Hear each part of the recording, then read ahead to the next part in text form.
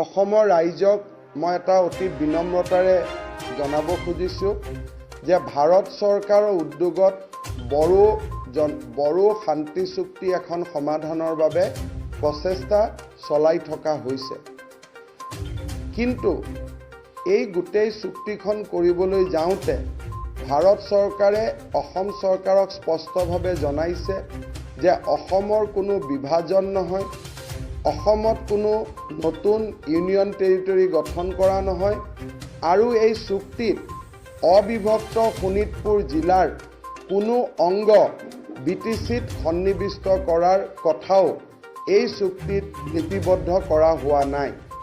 অসমৰ পৰা এখন বহুল প্ৰচাৰিত দৈনিক বাতৰি কাকত আৰু এটা TV ষ্টেচনৰ মাধ্যমত যিবিলাক বাতৰি কোৱা হৈছে যে ইউনিয়ন টেৰিটৰি হ'ব, ৰঙাপাৰা ঢেকিয়াজুলি বড়োলেণ্ডৰ অন্তৰ্ভুক্তি হ'ব, এই গোটেই কথাবিলাক তথ্যৰ ওপৰত প্ৰতিষ্ঠিত নহয় আৰু বড়ো চুক্তিখনে অসমৰ অখণ্ডতা ৰক্ষাৰ ক্ষেত্ৰতহে অধিক গুৰুত্ব দিব বুলি ভাৰত চৰকাৰে আমাক জনাইছে।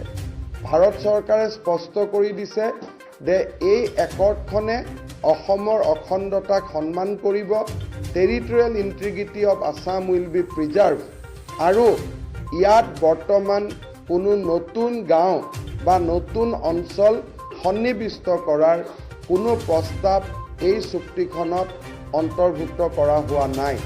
সেইবাবে মই অসমৰ ৰাইজক, বিশেষকৈ অবিভক্ত শোণিতপুৰ জিলাৰ ৰাইজক আতংকিত নহ'বলৈ অনুৰোধ কৰিম।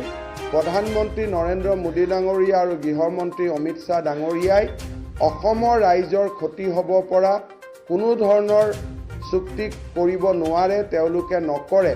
বৰঞ্চ বড়ো সমস্যাৰ শান্তিপূৰ্ণ সমাধানৰ জৰিয়তে অসমৰ অখণ্ডতা ৰক্ষাৰ বাবেহে এই চুক্তিখন কৰা হ'ব আৰু এইটো ক্ষেত্ৰত কোনো ৰাইজক উৰা বাতৰিত বিশ্বাস নকৰিবলৈ আমি অত্যন্ত বিনম্ৰতাৰে সৈতে অনুৰোধ জনাইছোঁ।